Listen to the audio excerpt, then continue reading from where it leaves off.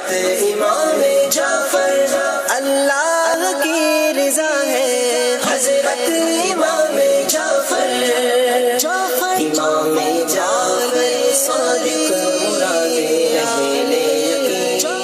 ادھر آ کے مجھے بہت اچھا لگا ہے اور میرا بہت ذہن بن گیا ہے۔ میں نے اپنی خوشی سے اور ان لوگوں سے ادھر کے ماحول سے متاثر ہو کر اپنے سر پر امامہ شریف سجایا ہے۔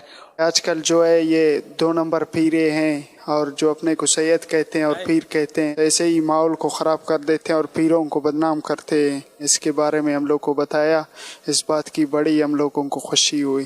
ہم جب بھی کوئی بات بھائی کرے یا کوئی بھی کرے ہم غصے سے جواب دیتے گئے، لیکن بابا جی نے فرمایا کہ جس تالے کو ہتھوڑے سے توڑا جائے وہ دوبارہ کام نہیں آتا، اور اگر چابی کا استعمال کیا جائے تو اس کو دوبارہ استعمال کر سکتے ہیں۔ اپنے رشتوں کو غصے سے نہیں بلکہ پیار سے سنبھالیں، اپنے رشتوں کو پیار سے بچا کے رکھیں۔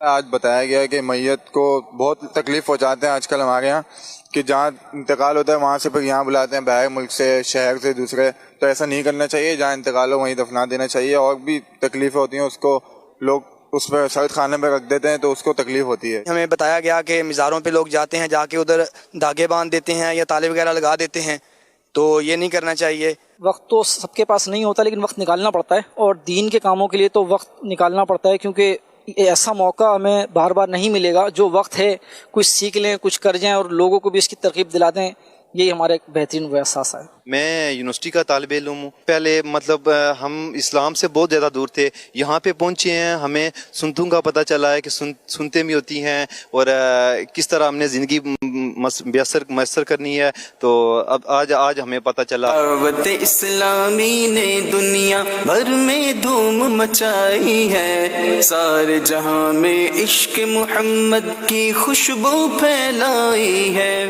امیر سنت نے 11ویں کے حوالے سے ذہن دیا کہ ماہانہ 11ویں ہمیں ہر مہینے کرنی چاہیے، اور اس کا ذہن جو ہے نا وہ ہمیں نسل در نسل جو ہے نا وہ آگے منتقل کرنا چاہیے۔ آج جو اس مدنی مذاکرے میں سیکھنے کو ملا، امام جعفر صادق کے عرس کے حوالے سے امیر اہل سنت نے ترغیب دلائی، اور اس پہ کافی عاشقان رسول نے ابھی سے ہی نیت پیش کی، اور انشاءاللہ میں بھی نیت کرتا ہوں کہ امام جعفر صادق کا عرس اور ان کی نیاز کروں گا۔ نفلی روزوں کے حوالے سے بھی باپا جانی نے بتایا کہ اس کے اجر و ثواب کتنا ہے، تو اس کی میں نیت کرتا ہوں کہ انشاءاللہ نفلی روزے بھی رکھوں گا اور اپنے دوست احباب کو بھی اس کی ترغیب دلاؤں گا۔ انشاءاللہ میں کوشش کروں گا کہ رجب کے 7 روزے رکھوں۔ انشاءاللہ میں یہ نیت کرتا ہوں کہ 27 رجب المرجب کو روزہ بھی رکھوں گا اور دعوت اسلامی کے ساتھ 3 دن کا مدنی قافلہ بھی کروں گا۔ امیر علیہ سنت کے مدنی مذاکرے سے بہت کچھ ہمیں سیکھنے کو ملا ہے۔ ہماری زندگی کے اندر جو چینجنگ آئی ہے، مجھ جیسا گناہ گار بندہ بھی الحمدللہ اس ماہ محترم کے 7 روزے رکھنے میں کامیاب ہو گیا۔